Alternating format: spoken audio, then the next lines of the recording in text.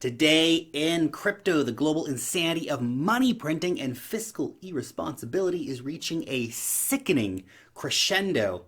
Is this good for Bitcoin? Does Bitcoin actually fix any of this in a meaningful way? I know that we like to talk a lot about the meme, Bitcoin fixes this. But does it really? We live in a world where corruption is rampant and the modern monetary theory reigns supreme. So, we're looking at the big news stories of the day today, and they're all about the craziness going on in the global economy right now. I also want to consider the implications for Bitcoin. Now, before we do get started, I wanted to let you know that BlockFi has just updated their interest rates. So now you can get 6% APR on your Bitcoin by leaving it sit over there in your BlockFi interest account. You can also get 4.5% on your Ethereum and, of course, 8.6% on your dollars. That's Gemini dollars, USDC, and now Paxos. You can also now do direct wire transfers over to BlockFi, making it even easier to earn on your crypto or earn on your fiat. You can just put your fiat over there and get paid out in Bitcoin, which is pretty cool too. They have some of the best rates in town. Now, if you want to get signed up to BlockFi, just click on the link down below where you can learn more. So, it's official. The IMF has declared a global recession. 80 countries are currently requesting help from the IMF. Trillions of dollars will be needed. They are saying that this will be a recession that is as bad as or will be worse than the previous global financial crisis back in 2008. And of course they're right. Of course they're right. The global economy, it is just starting to feel the pain of the repercussions of what's going on. A lot more money printing will happen before this is over. They're going to need to do it because they cannot let the liquidity issues that are facing so many companies and so many banks turn into insolvency issues, because it would take down some of the world's biggest banks and companies. They may not even be able to prevent that anyway. They may go under regardless of how much money they print. Now, obviously, the sooner the virus is dealt with, then the sooner the world economy actually gets back to work and is less likely to see these extreme pain situations with companies and banks going insolvent. But the IMF's current estimate for the financial needs for emerging markets is $2.5 trillion. So let's get this straight. The IMF, which is of course backed by the USA along with other top economies, prints $2.5 trillion to bail out developing economies. Funny how no one is talking about that, right? Just another 2.5 trillion thrown onto the bonfire. How many trillions are being printed right now on the sly while all this kabuki theater goes on with the stimulus and the coronavirus and all that stuff? Anyway, the IMF gives 2.5 trillion in loans, or really this funny money made by adding a few zeros over on the computer. And then these 80 plus countries, they all have to repay these loans, of course, with interest. Obviously, that's how it works. So countries that are already broke due to the current economic financial system, they're already in debt to the IMF and to Western countries, they'll become even more broke and even more in debt, further expanding the power of the IMF in the international cartel of banks and the criminal governments which back it. Crazy. In case you don't know, IMF loans are notorious for having brutal clauses that allow the lenders to screw over the borrowers in a whole host of very interesting ways.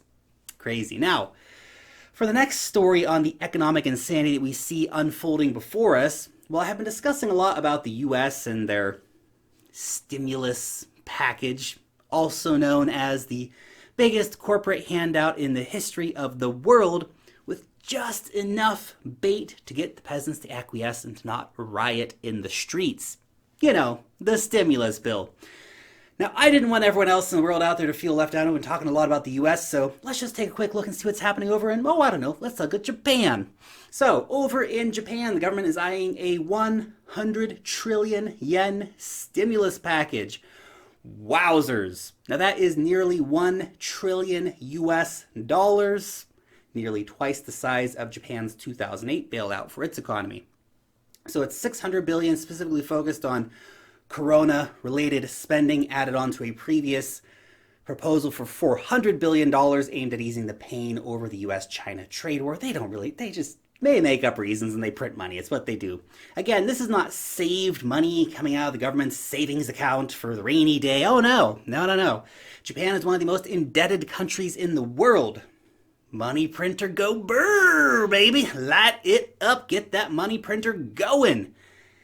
In total, the G20 countries have committed at least $5 trillion in new funny money to be flooded into the markets. This is, however, just the direct stimulus that they're putting in. This obviously does not account for all the little bits on the side, like the trillions being used to float liquidity into Wall Street, which is nearly $4 trillion in the US. And that's just the US. Central banks around the world, they have promised unlimited liquidity. UK, unlimited liquidity. ECB, unlimited liquidity. It's crazy. It's impossible to keep track of all the madness. I see so many stories. Billions here, billions there. The banks are printing big time. Just, throw a few billion over there. A couple $100 billion for those guys over there. Just a casual trillion for you. Yeah, $1 trillion. Money for everybody. And the common theme with all this new money spending, most of it is going to bail out corporations and to reward them for decades of fiscal irresponsibility. This is the second insane bailout for corporations in the top 1% in just 12 years. It's mind-boggling. Socialism for the rich and rugged free market capitalism for the rest of us. Well, we can all rest easy knowing that the bankers, they're gonna get their bonuses this year. It's okay. I know you're worried about the bankers. The shareholders, they're gonna be taken care of. It's okay. And don't worry, the biggest and most irresponsible, most profitable, and most corrupt corporations in the world, they're gonna be just fine, man. I know you're worried about them. Don't worry. Plenty of free money to go around for them. The harsh reality, though, is that tens of millions of people, they will be thrown into terrible poverty. It will be a tsunami of human tragedy of potentially unknown epic proportions. Most countries are doing far too little to help the average people. There are some examples of countries that are doing pretty good, I gotta say that. But for example, in the USA, they're giving you $1,200. Sounds okay until you realize that rent for a studio apartment in New York or Los Angeles, that can cost around $3,000 a month. That's crazy. $1,200 is nothing. And also for some perspective for you on the priorities of the global elites. At the highest estimates, it would cost around $500 billion to end hunger, end extreme poverty, ensure every child has an education, and also to end homelessness. All of those things together, and probably some other stuff too.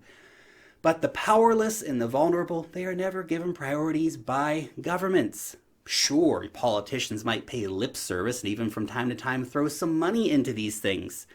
But in general, governments have become the enforcement and regulation bodies of transnational corporations. Those same corporations obviously then buy the politicians and write the rules. It's April 1st today here in New Zealand. I know for some of you guys it's still March 31st by the time I put this video up, but man, I really wish that this was all some twisted April Fool's joke. I really do. It sounds that like it doesn't. It sounds that crazy, but it isn't. It isn't. Now, if we can just stop for a moment too to appreciate the insanity of government. They can spend more money than they earn. When they run out of credit, they just increase their credit limit because who decides that? They do. Or their new favorite trick, and this is the one that we obviously talk about a lot and that they love so much, they just increase the money in their bank account. Click, done. Control P, more money. Imagine if you could just do that. Just spend forever with zero consequences. Every time you get low on cash, you just log into your internet banking, increase the amount of money in there. Done. That's what governments are doing. It's loco, man. It's a total joke. But this is the global economy. This is modern monetary theory at work. And look, I understand that these corporations and these central banks and these governments, they have all painted themselves into a corner and they have made themselves even more too big to fail since the last crisis. Of course they would, because they know they're too big to fail, so why wouldn't they keep gambling with the global economy? They've essentially put a gun to the head of the entire global economy again. And sadly, the options are either let the entire system collapse, which is catastrophic, millions would die, go hungry, lose their homes, lose their savings, lose everything, have anarchy and all that crazy stuff. Wouldn't be good. Wouldn't be good, right? Or we keep trying to fix the problems caused by printing money with more money printing. At some point, the money printing won't work anymore. So unless there is a serious reworking of the system after this crisis, then we're only going to kick the collapse can down the road. We actually need structural reform of the global economy.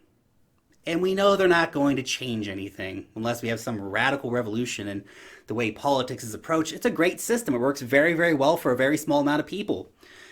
And there's no accountability for any of these players, particularly the companies, but the politicians. Everyone gets rewarded for this insanity. They only have short-term goals in mind. It's all about getting the stock prices to go up, which means, of course, there is zero incentive then to have large stockpiles of cash on hand for emergencies or to save money. No, none of that stuff. It's just spend, spend, spend, print, print, print. And why would they be responsible? They know that every time they get into trouble or that they gamble and they lose, that governments will bail them out. And governments know that if they spend too much, all they have to do is print more money. That is a fundamentally broken system. And until a crisis comes, everyone just kind of ignores it, like, hey, we're getting rich, whatever, systemic problems in the financial system. Who cares, man? Who cares? I mean, you either have that attitude or, you're trying to work 3 jobs to try to make ends meet and feed your family and all that stuff because you're living in a crony capitalist system that is fundamentally broken. Anyway, the question for you, does Bitcoin actually fix some of these things? Well, yes and no. Come on, we gotta be real here. Let's start with the no's. Bitcoin is not ready for the big times. That is to be a world currency. Bitcoin does 5 transactions per second, man. Come on. If we really want to talk about overthrowing the financial system and creating a new and better global system, Bitcoin's not going to do it alone. We need to look to other blockchains to move us forward as well. Look at Ethereum and the other challenger blockchains. In Ethereum, way much more innovation going on in a much more interesting way. DeFi, for example, is going to have a giant impact on the way we do business and the decentralization of everything, taking some of these power away actually from the banks and stuff like this. We're talking about lending, we're talking about money transfers and lotteries and transparency and trading and real estate ownership and transfer of real estate ownership and all this stuff, dividend payments and so much more. When we talk about disruption and a new system, it goes way beyond Bitcoin because we need more than just to be able to transfer money from person to person and have digital scarcity. We need a whole new economic system. Bitcoin also doesn't solve problems related to things like corporate irresponsibility. You need actually laws to do that. They can keep buying back stocks in a Bitcoin digital scarcity system, right? They can continue not having rainy day funds so long as they have assurances that governments will dig into their savings in this situation to bail them out. Bitcoin also doesn't fix corruption. You can use Bitcoin to bribe politicians just the same as fiat. Oops, I'm sorry. We're not meant to call it bribes. I mean campaign contributions. Silly me, silly me. Now, there are a lot of things that Bitcoin doesn't fix. This is true. This is very, very true. But there are some things that Bitcoin does indeed fix and some amazing use cases that it does have in a scenario that we're facing like this one. So the more money that is printed, the less that fiat is worth, meaning that number go up for Bitcoin. Cool. But honestly, I don't want to have $100,000 Bitcoin just because the purchasing power of the dollar has gone down so far. We're talking about purchasing power. Bitcoin is always going to be worth 1 Bitcoin. It is a digital hedge against inflation, that is for certain. The fact that there will never be more than 21 million Bitcoin, that's actually really, really crazy cool when you compare it to the insanity of the infinite money machines of the central banks, man. Modern monetary theory, it's just a freaking joke. And really, the whole modern fiat thing, this is like the biggest scam ever devised ever in the history of the world, man. It's crazy. And look, in an era where the banking system looks increasingly sick and fragile, I sleep well at night knowing that I have a stash of Bitcoin sitting in my ledger that I can access at any time, anywhere. No sanctions can stop me from doing that. No capital controls put in place by a government can stop me from doing that. I don't have a fear of a bank run and not being able to get my money out. And I control it. No negative interest rates will be stealing my Bitcoin either. Just pure financial freedom. My way. Is Bitcoin perfect? No. But I'll tell you this, it is a hell of a lot better than most of the alternatives that we have out there in the world. Anyway, those are just my 2 Satoshis as always. A quick reminder that if you are new around here and you're still trying to work out all the craziness, like how do I buy Bitcoin, where's safe to buy Bitcoin, how do I send my Bitcoin, how do I store my Bitcoin, and you're also looking for top tips and resources for investing successfully, then check out my course, Cryptocurrency Explained. It is specifically designed for beginners just like you. There is a link down in the description where you can learn more. Anyway, your question for today. What do you think Bitcoin fixes? And what does Bitcoin not fix? I only covered it very, very briefly. I'm sure you guys are going to have some really, really great ideas. So really keen to read your comments down below in the comment section. Thank you so much for watching today's video. I hope you're having a great day wherever you are. I know there's a lot of craziness happening out there in the world right now, but I hope you're staying safe, you're staying fed, you're staying connected, you're staying social, but distanced, Call people on the phone that you know, and your friends with all that fun kind of stuff. Anyway, you guys get the idea. You're freaking awesome. Thank you so much for watching today's video. Hit that thumbs up button if you did enjoy it, and make sure to subscribe to the channel if you are new around here. Long live the blockchain, and peace out till next time!